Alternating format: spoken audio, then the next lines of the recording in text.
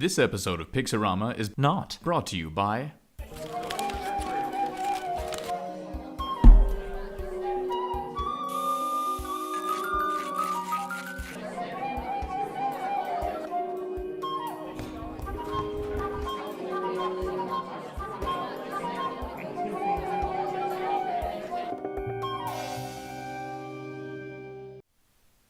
I honestly don't know what that was.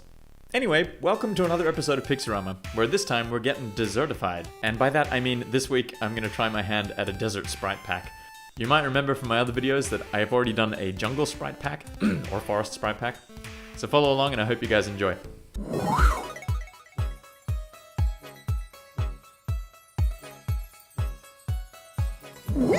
So here we are in Pixel Edit, and I'm going to go ahead and make myself a new document.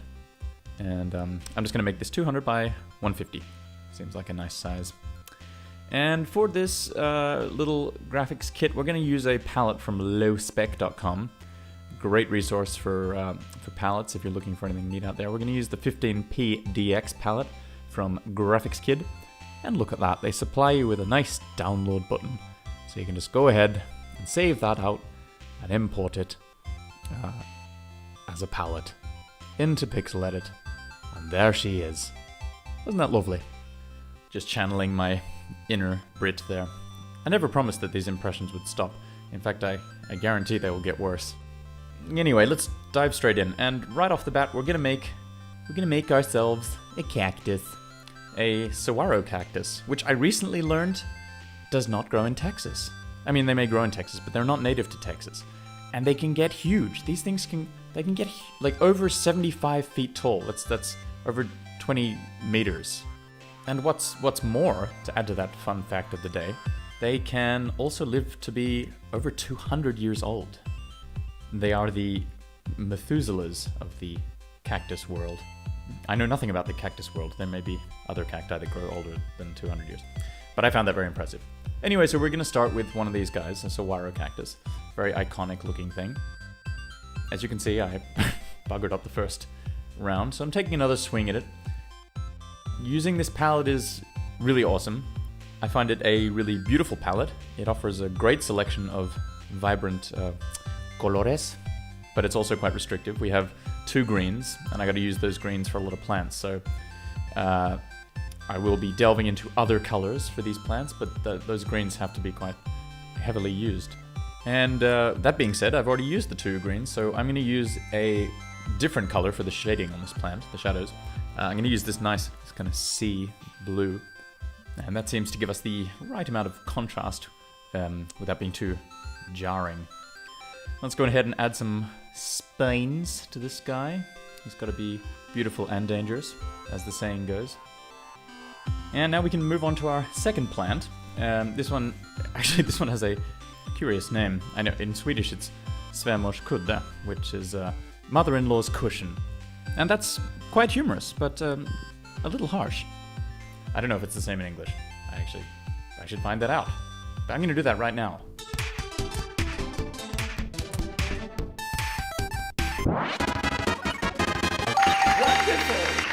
Well, now that asphyxiating mystery is solved, we can safely move on. Anyway, this is a very interesting plant. I love the form of these things. They kind of look like, well, here they look a bit like watermelon, but in real life they're quite harsh looking. They're savage looking things. They've got spines all over them, which look like they could put a serious hole in your jeans.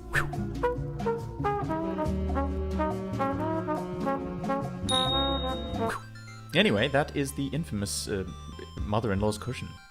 Let's move on to the next little item in our desert pack. I want to do a little skeleton. I want to do a couple of skeletal objects. But we'll start with this ram's head or buffalo head or cow head, whatever you want to call it. It's simply your run-of-the-mill desert skull.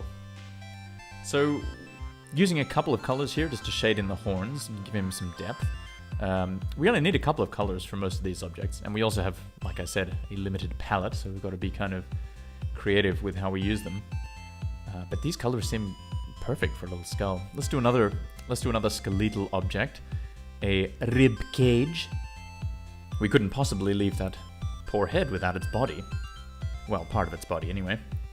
So we're going to do a little rib cage here. Again, I'm only using 2 colors, just that light brown color and the white to give the highlights.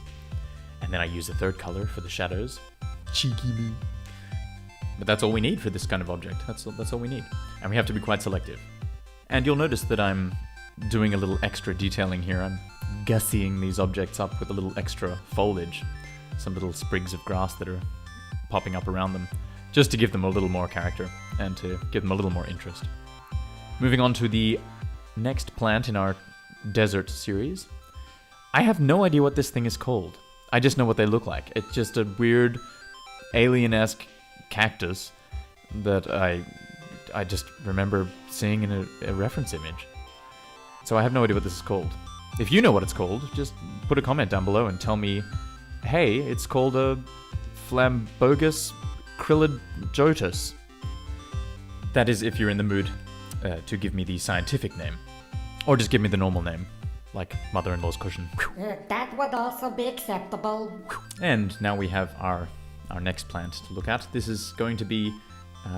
actually, I have no idea what the name of this thing is either. This may be a common theme going forward. Anyway, it is a mat of... kind of a grassy mat with tiny little flowers.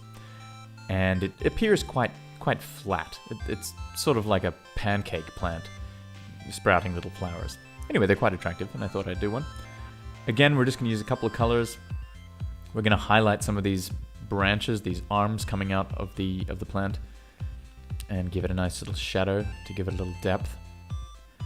And I'm going to use a couple of different shades for the shadow on this one because I feel like it's so thin that it needs to be bulked up a little bit, and those shadows need to be brought out and made a wee bit more dramatic.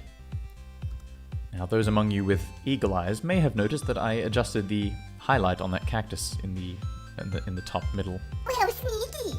I was trying to find a good color for the highlights, and there are only a couple of very bright colors in this palette, and that means I had to make a choice, and I went with white. I will play around with this at numerous times during this video, so be prepared to see that highlight change a couple more times. Let's go ahead and make another Saguaro Cactus. Just for variety's sake, it's sometimes nice to have a couple of different variants of the same object. And this time I'm going to make him a bit bigger and give him a couple more arms. Because what kind of cactus would this be if it didn't have arms? A useless cactus is what kind? A cactus that can't hold his own in a fight. And at this point, it's time for a wee bit of reorganization, and then I'll delve straight into the next plant. And this is going to be a generic Grassy Shrub. And I'm basing this off an aloe plant. If you've seen an aloe plant, then you will know. They have these beautiful, thick, spiky fronds. Anyway, so that's the kind of shrub we're going to do. A wee bit more playing with the highlights there. And a couple of touch-ups on the second Saguaro Cactus. And a couple of adjustments to its shadow. And then I, at this point, go ahead and start making a border for this image. And I will skip through this Kowekale. I thought at this point that I was done with this pack, but indeed no. Then I decided to jump back in and create a couple more sprites because why not? This is a cool looking plant, another plant that I found in a reference image, and this is actually a Yucca. You might be familiar with Yucca plants or Yucca plants. You can get many different variants and some beautiful little ones for your home. This is a monster of a yucca that grows in the desert, and it has these incredible tuberous bases which end in this little puff of greenery, and then they send up these stalks at the end of which are these beautiful bottle brushes. And it's definitely a very unique looking plant and a very cool looking plant, so I thought I'd try my hand at doing one of these. And one of the problems I ran into immediately was that there is a lot of detail in this, in these heads, these little puffs, and it's very hard to translate into pixels on such small resolution, especially when you're being lazy, which I kind of was while doing this. I did these sprites rapid fire, and didn't really spend that much time trying to get the detail in properly there. So it's not looking as good as it could, but it's passable. Anyway, moving on. Once again at this point I thought I was finished, and then decided, no, I will do a couple more sprites on top of these even. So I cleared some space and began doing some more little grassy shrubs. because I thought we needed some more grassy shrubs. We've got quite some unique sprites in this pack, some quite charismatic sprites, but there also has to be a little humdrum, you know, there has to be a little vanilla. Otherwise, you know, how do you appreciate the other stuff? Yes, this could get very philosophical, but for now, I think that is actually the end of this little sprite pack. I think the canvas is sufficiently filled with greenery and desertified bric-a-brac. Now, though this is the end of this particular desert sprite pack, I happened to make a couple of others, and I could do more videos with more deserty sprite pack objects. I might do that in the future. If you would like to see that, leave me a comment below saying desert stuff now, skis, and I will endeavor to do more videos. I also have a backlog of videos that are coming that people have requested. Thank you so much for all your comments, everyone who watches, and also, of course, thank you so much for subscribing. You guys are awesome, and keep the comments coming and the suggestions for future videos. I read all the comments and reply when I can. Thank you all so much for watching. Until next time, see ya!